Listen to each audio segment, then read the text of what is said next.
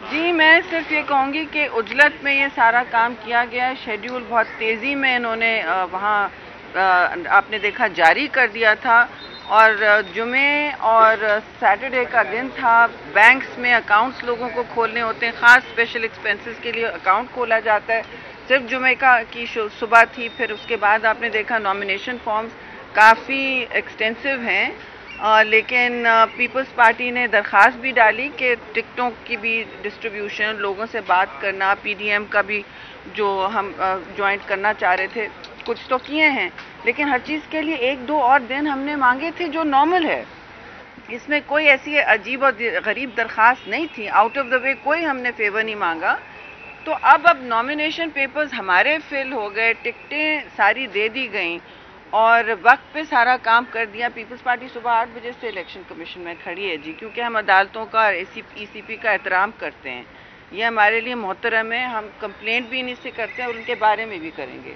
لیکن بات یہ ہے کہ اس وقت جو ہم جب نامینیشن پیپرز سب جمع کرا چکے ہیں تو ریلیف دے دیا گیا. لگتا ہے کہ کچھ لوگوں کے پیپرز آرڈر میں نہیں ہیں، کچھ ٹکٹیں صحیح نہیں جاری ہوئی ہیں، اور ایز یوزول کون ہوتا ہے اس ملک میں جو ہوم ورک نہیں کر کے آیا ہے؟ کون ہے جو ہوم ورک نہیں کر کے آیا ہے؟ نالائق سرکار، تباہی سرکار. اور کون ہے جنہوں نے آج 15% کا الیکٹرسٹی نرخوں میں بم گرایا پاکستان پر؟ روز یہ کر رہے ہیں، آئے دن لوگ آپ کہہ رہے ہیں. ہم صبح اٹھتے ہیں اور ڈرتے ہیں کہ آج کون سا بم گرے گا ہم پر. کبھی پیٹرول کا گرتا ہے، کبھی بجلی کا گرتا ہے، کبھی گیس کا گرتا ہے. 200% نرخوں میں کمر توڑ اضافے ہوئے ہیں. کمر توڑ اضافے کے ساتھ باقی چیزوں کی آپ سونامی دیکھیے اور کہتے ہیں کہ بحالی آ رہی ہے ملک میں، اور ان کو نظر نہیں آ رہا ہے. ان کو نظر نہیں آ رہا ہے. اور یہ ہنسنے کا مقام ہوتا اگر رونے کا نہیں ہوتا. یہ صورتحال جو ہے پاکستان میں کبھی نہیں ہوئی ہے. 20% اس وقت انفلیشن چل رہا ہے افراسدہ دیہی علاقوں میں. تو اس طرح کی جو یہ گولہ باری کر رہے ہیں وہاں پر، اس سے بہت انتشار پھیلے گا. لوگوں کا سوچیں کہ پہلے 2 روٹی نہیں کھا سک رہے تھے، اب آپ اندھیروں میں بیٹھ کے بچے ہوم ورک کریں گے. کیونکہ اس الیکٹریسٹی کو، یہ میں آپ کو کہہ دوں کہ سلیبز کبھی کبھی چلیں ڈالتے ہیں تو اشرافیہ کو زیادہ لگایا جاتا ہے اور متوسط طبقے اور غریب طبقوں کو کم لگایا جاتا ہے. یہ اکراس دا بورڈ ہے، یعنی سب پر لاگو ہے. یہ ان کو کوئی پرواہ نہیں کہ کون کس طرح سٹرگل کر رہا ہے، کہ مزدور اور کسان اور یہاں پہ فیکٹریز میں جو لوگ کام کریں، ایون جرنلسٹ، عام رپورٹر، سارے لوگ کس طرح سٹرگل کا سامنا کر رہے ہیں، سونامی کی قیمتوں کا سامنا کر رہے ہیں، اور یہ لگاتے جا رہے ہیں اور ان کی شاہ خرچیاں ختم نہیں ہو رہی. تو یہ پیسہ جا کہاں رہا ہے؟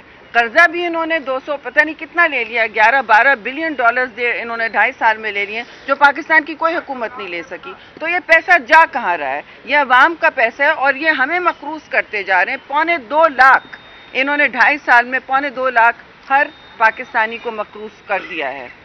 تو یہ قرضہ آپ کے لیے بڑی ایبسٹریکٹ چیز ہے، لیکن یہ قرضے سے یہ ہو رہا ہے کہ روز آپ پر بم گر رہا ہے.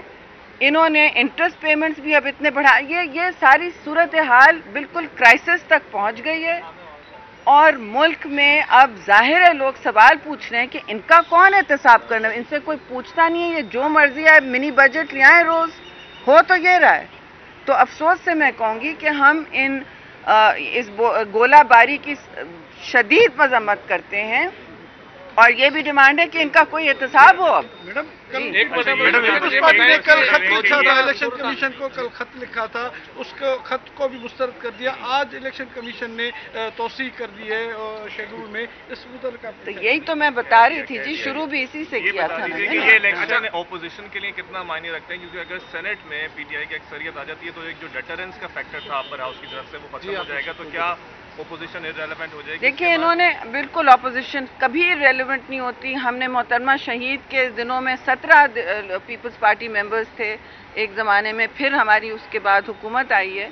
تو یہ اتار چڑھاؤ ہوتا ہے، لیکن اپوزیشن اپنی افادیت اپنے نمبر سے نہیں صرف کرواتی. ہمارا کام ہوتا ہے کہ واچ ڈاگ ہونا، جیسے آپ ہوتے ہیں حکومت پر، اور لوگوں کی مشکلات، ان کے مسائل کے لیے آواز اٹھانا، عکاسی کرنا لوگوں کے مسئلوں کی. اور ہم اس وقت بھی یہ اگر شفافیت سے چلیں تو ہمارے تو نمبر زیادہ ہوں گے، کیونکہ پی ڈی ایم اب ساتھ بھی جوائنٹ کینڈیڈیٹس کرنے کی کوشش کری ہے، لیکن ٹائم انہوں نے کھینچا ہے نا، ہم سے ٹائم کی چوری کی ہے.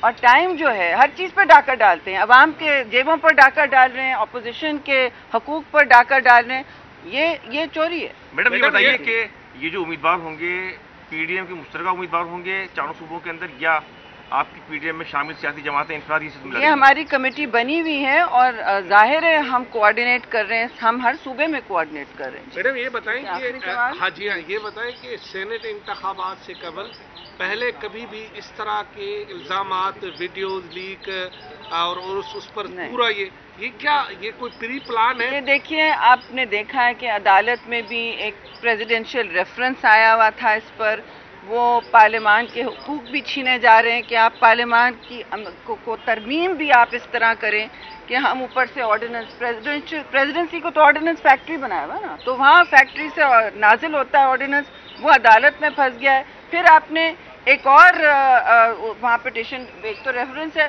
پھر آپ نے آرڈیننس ڈال دیا ہے لا کے، ٹھیک ہے، ایک تو یہ، اور بل وہاں پڑا ہے نیشنل اسمبلی میں آئین کو تبدیل کرنے کا، جو صرف پارلیمان واضح وہ ادارہ ہے جہاں آئین ترمیم ہو سکتا ہے، وہاں یہ انٹروڈیوس تک نہیں کر سکے. تو یہ تو آپ مجھے بتائیں، تین عمل انہوں نے فالو کیے ہوئے، ایک دوسرے کے مترادف اور اداروں کو ایک دوسرے کے سامنے کھڑا کریں. جب آنریبل الیکشن کمیشن کہہ چکا تھا کہ یہ بیلٹ ایسے ہونا چاہیے، یہ سیکرٹ ہونا چاہیے، سول سوسائٹی کے اداروں نے کہا تھا اگر آپ نے ریفارمز لانے تھے، الیکشن ریفارمز، کہ یہ کوئی علم بردار نہیں ہے، ہم ہیں اور ہم ضرور ان کے ساتھ بیٹھ کے، ہر کسی حکومت کے ساتھ بیٹھ کے الیکٹرل ریفارم، پھر آپ جوائنٹ پیکج لاتے.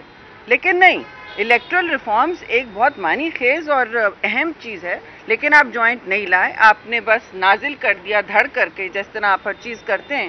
اور اس میں تب آپ کو نہیں یاد آیا شفاف چلی جب آپ نے 14 سینیٹرز کے گھوڑے دوڑائے تھے اپنے چیئرمین سینٹ کے الیکشن میں. تو رہنے دیں، نو کانفیڈنس موو میں، تو رہنے دیں، یہ پھر ہاریں گے ابھی. بس تھینک یو.